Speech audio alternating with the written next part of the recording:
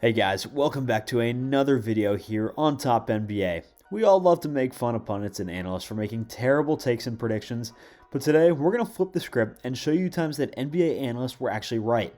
I know, you probably think that this can't be true with people like Kendrick Perkins and Skip Bayless, but here we go.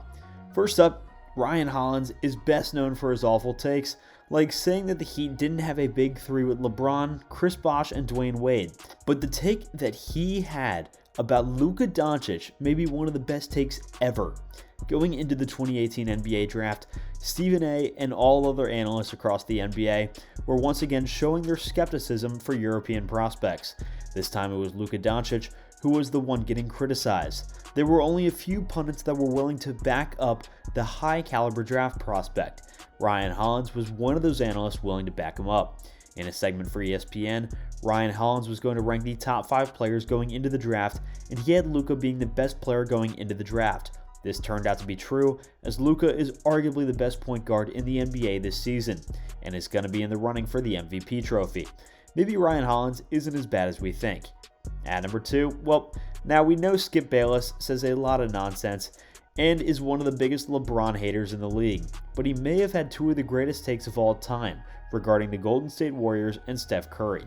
I'll start with the latter of the 2 takes first.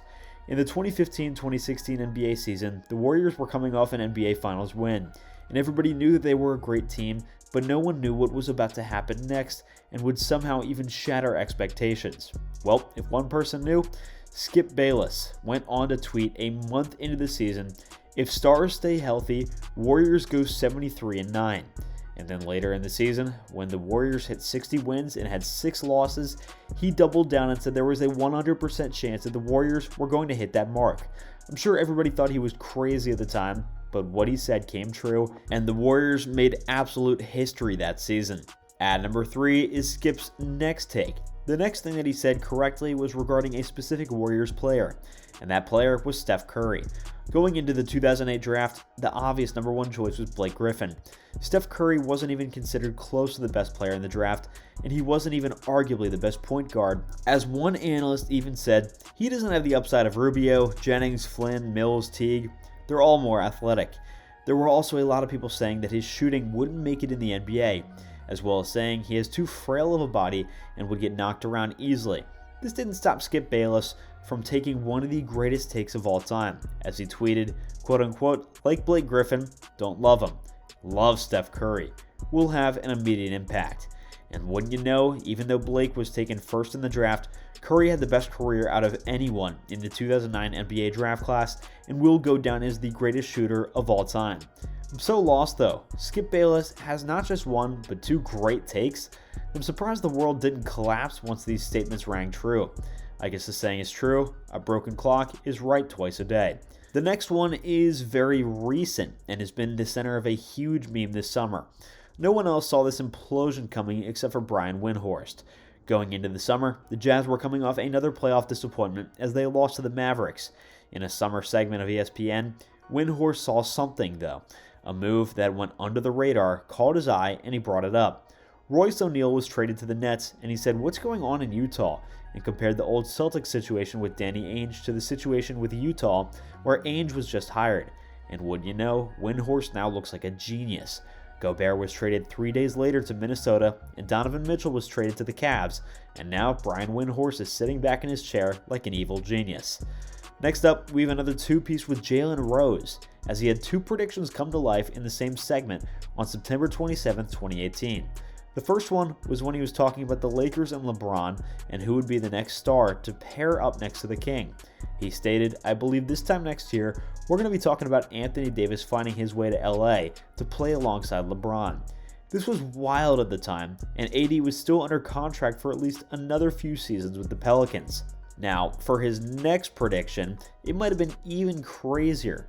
In the 2018 season, nobody had a clue what was going to happen with Jimmy Butler, as the owner disagreed with the front office and coach on whether to keep him, and this was before his practice outburst that happened less than 2 weeks later.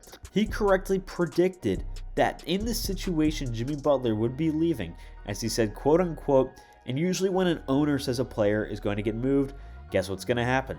That player's eventually going to get moved. That's just part one, where he predicted that he's going to be moved. Then he predicted the situation where he would get traded to a team that he didn't want to.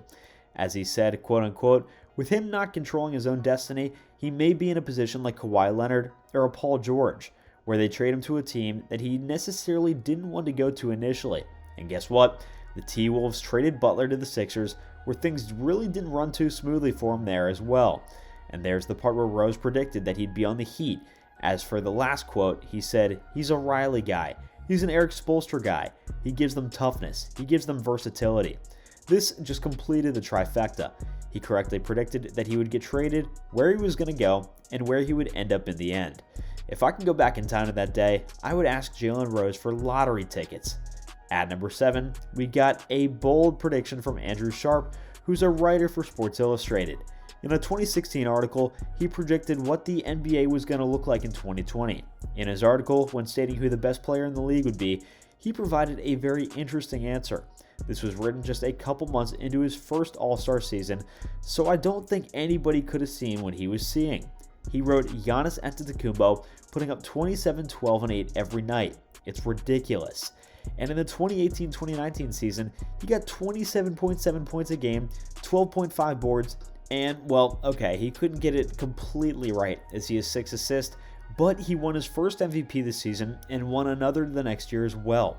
This is just crazy. There's no way that anyone could have seen the progression of Giannis happening. I probably would have looked at someone crazy if somebody told me that Giannis was going to be the best player in the NBA at some point in 2016. Next up, we gotta have Max Kellerman with the take of his life. For the 2019 NBA Finals, there was some doubt with KD being hurt and rumors that he might leave in the offseason, but everyone still thought the Warriors were going to win the series against the Raptors. But Kellerman didn't think so, and he said in a first take segment right before the finals, quote unquote, the Toronto Raptors will be NBA champions. This take ended up being correct as Kawhi led the Toronto Raptors to earn the Larry O'Brien trophy.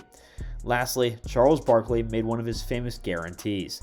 On April 22, 2021, he predicted that the Milwaukee Bucks were going to make it to the finals.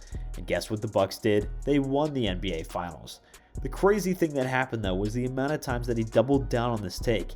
In the Eastern Conference semis against the Nets, during the halftime report against the Nets, he doubled down and said he believes the Bucks are going to win the chip. And he did it again in the Crew's final show. After the Bucks' Eastern Conference Finals Game 6 series clinching win against the Hawks, right after the game, he said the Bucks were going to win the series. He never once backed down from that take and was absolutely right that the Bucks were going to win the finals. He may not be right all the time, but he was right this time. Well guys, that's going to do it for today's video, so thank you all so much for tuning in. Be sure to smash that like button, subscribe to our channel, and hit that bell icon for more content just like this. We'll see you all in the next one.